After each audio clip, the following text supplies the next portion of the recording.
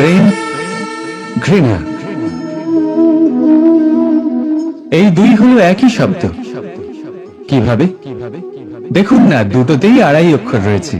দুটোই হলো সেই অনুভূতি যা আমাদের মনের সাথে জড়িত, আর এই দুই অনুভূতির সাথে জড়িত মানুষ আমাদের জন্য গুরুত্বপূর্ণ। পার্থক্য শুধু এটাই যে প্রেম পায় সম্মান আর ঘৃণাকে করা হয় অবজ্ঞা। এরকম কেন? কারণ প্রেম হলো সেই অনুভূতি যেখানে মানুষ সবকিছু দিয়ে দিতে চায়, সবকিছু লুটিয়ে দিতে চায়। সেখানে ঘৃণা হলো এমন অনুভূতি যেখানে মানুষ সবকিছু কেড়ে নিতে চায়, সবকিছু জিতে নিতে চায়। তাও প্রেমের অনুভূতি কখনো আপনাকে হারতে দেয় না, আর ঘৃণার অনুভূতি কখনো আপনাকে জিততে দেয় না। এবার কি করবেন আপনি? একটাই জীবন, ঘৃণার সাথে বাঁচবেন নাকি প্রেমের সাথে? আমি তো প্রেমকেই চয়ন করব। রাধা রাধা। পাওয়া এবং হারিয়ে ফেলা, এই দুই হলো জীবনের অভিন্ন অঙ্গ। আমরা যেমন কিছু পেয়ে থাকি তেমন কিছু হারিয়েও থাকি। কিছু স্বপ্ন সার্থক হয়, আবার কিছু লক্ষ্য অপূর্ণই থেকে যায়। জীবনে এটা হয়েই থাকে, প্রত্যেকের জীবনেই এটা হয়ে থাকে। কিন্তু কারোর সাথে দেখা হলে আমরা কি ধরনের কথা বলি? আমরা সেই কথাই বলি যা আমরা হারিয়েছি। নিজেও দুঃখ পাই, আবার সামনের মানুষটাকেও দুঃখ দিই। তার থেকে অন্যরকম কিছু করার চেষ্টা করুন, ধনাত্মক চিন্তা করার চেষ্টা করুন। মন সেদিকেই দিন, স্মরণ শুধুমাত্র তাকেই করুন, গুরুত্ব তাকেই দিন যিনি আপনার কাছে রয়েছেন। যিনি আপনার কাছে নেই তার আশায় কষ্ট কেন পাচ্ছেন আপনি? সেগুলিকেই প্রাধান্য দিন যা আজ এখন বর্তমানে আপনার কাছে রয়েছে। যেমন আমি কংস মামাকে স্মরণ করি না যিনি আমার ছেলেবেলা নষ্ট করে দিয়েছেন। আমি স্মরণ করি আমার যশোদা মাকে, আমার বলরাম দাদাকে, আমার রাধাকে, যারা আমার জীবনকে ভরিয়ে তুলেছেন। আপনিও ঠিক এটাই করুন, আর আমার সাথে ভালোবেসে বলুন রাধা রাধা। কথায় বলা হয় জীবনে ভালোবাসাই হলো সুখের মূল। এটা সত্য। এবার প্রশ্ন হলো এটাই যে এই ভালোবাসা কার সাথে করা উচিত? যদি আপনি কিছুক্ষণের জন্য সুখ পেতে চান তাহলে ভালোবাসুন নিজের রুচি মতো।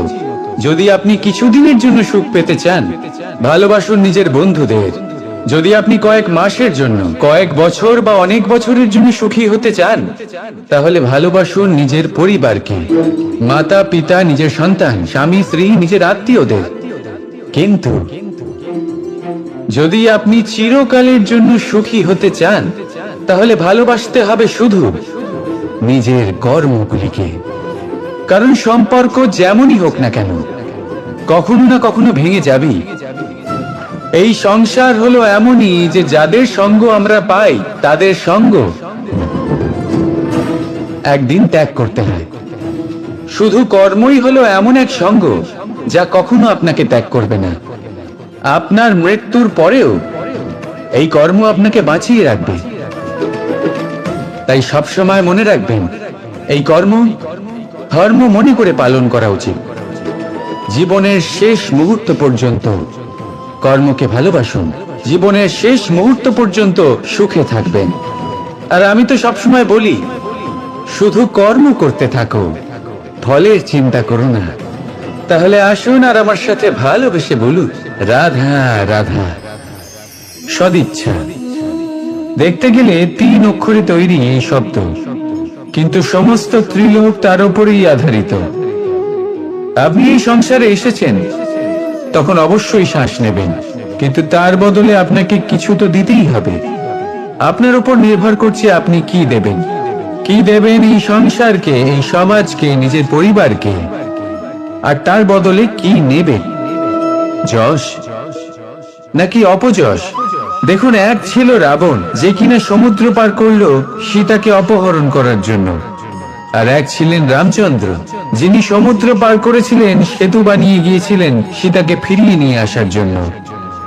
দুজনেই সমুদ্র পার করেছিলেন, শুধু পার্থক্য ছিল সদিচ্ছাকে বোঝার লক্ষ্যের।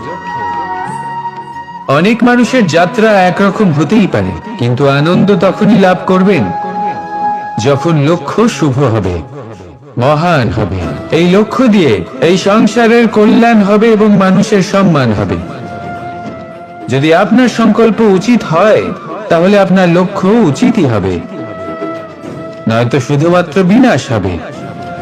আর উচিত এটাই হবে যে বিনাশের হাত থেকে যেন নিজেকে বাঁচানো যায়, কি বলেন? তাই জীবনে যে লক্ষ্য স্থির করছেন, মনে রাখবেন তা যেন শুভ লক্ষ্য হয়। যদি এরকম হয়, তাহলে আপনার যাত্রা, আপনার জীবন দুটোই শুভময় হবে। আসুন আর আমার সাথে ভালোবেসে বলুন, রাধা রাধা।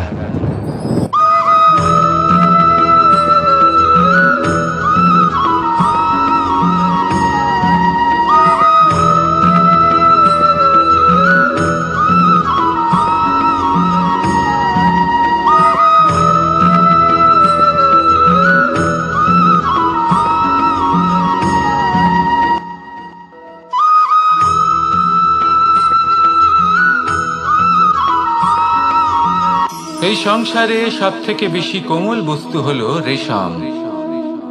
এই রেশম এতটাই কোমল হয় যে এর পুরো একটা থান শুধুমাত্র একটা হাতে ধরা সম্ভব। কখনো ভেবে দেখেছেন এই রেশম কিভাবে হয়? একটি কীট তার লালার দ্বারা উৎপন্ন হয়। এই কীট সেই রেশমকে পাক দিতে থাকে, পাক দিতেই থাকে, আর আস্তে আস্তে তার মধ্যেই জড়িয়ে পড়ে। শেষে ওর এই সুন্দর অমূল্য সৃষ্টি রেশমের জন্য এই কীটগুলিকে এই কবচের সাথেই ফুটন্ত জলে ফেলে দেওয়া হয়। এই সংসারে যদি আমাদের স্বপ্ন এই সংসারের দুঃখ হরণ করার জন্য, এই সংসারে সুখ বিতরণ করার জন্য হয়, তবেই আমাদের প্রগতি সম্ভব। যদি আমাদের এই স্বপ্ন শুধুই আমাদের এবং আমাদের স্বার্থ সিদ্ধির জন্য হয়, তাহলে এই স্বপ্ন আমাদের অন্ধ করে দেবে, আমাদের অন্ধকারের পথে নিয়ে যাবে, আর আমরাও সেই কীটের মতো হয়ে যাব।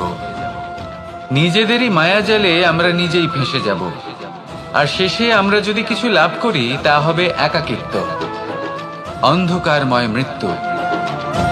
তাই স্বপ্ন অবশ্যই দেখুন, কিন্তু এমন ভাবে স্বপ্ন দেখবেন না যে তার এই বন্দিগৃহে আপনি নিজেই ফেঁসে গেলেন। স্বপ্ন দেখুন পরোপকারে।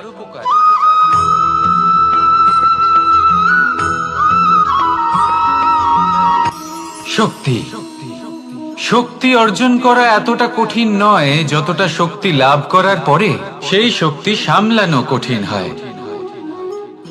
কারণ যেই মানুষ শক্তি লাভ করে তার মনে গর্ববোধ জন্মায় অহংকার, জন্মায় জেদ। তাই শক্তি প্রাপ্ত করার সাথে বিনম্র থাকাও অত্যন্ত আবশ্যক। আর এটা আমাদের শেখা উচিত বৃক্ষের থেকে। বৃক্ষ যা আমাদের ফল দেয়, বৃক্ষ যা যত ফল দেয় ততটাই ঝুঁকে যায়। আমরা পাথর মারি ওই বৃক্ষের থেকে ফল প্রাপ্ত করার জন্য। সেই পাথরের মার সহ্য করেও বৃক্ষ আমাদের ফল দেয়। কোনো গর্ববোধ নেই, কোনো অহংকার বোধ নেই, আর সেই জন্য এই বৃক্ষের পুজো করা হয়। এটাই হলো মাহাত্ম্য শক্তির সাথে বিনম্রতা। যদি এই শক্তি সৃজন করে থাকে, সাহায্য করে থাকে, সম্বল হয়ে থাকে, তবেই সেই শক্তি উপযুক্ত। আর নয়তো সেই শক্তি একদিন আপনাকে আসক্ত অবশ্যই করবে। তাহলে শক্তি অবশ্যই অর্জন করুন, কিন্তু তার সাথে সেই শক্তি সামলানোর মতো বিবেকও আপনাকে অবশ্যই জাগ্রত করতে হবে। তাহলে আসুন আমার সাথে ভালোবেসে বলুন, রাধা রাধা।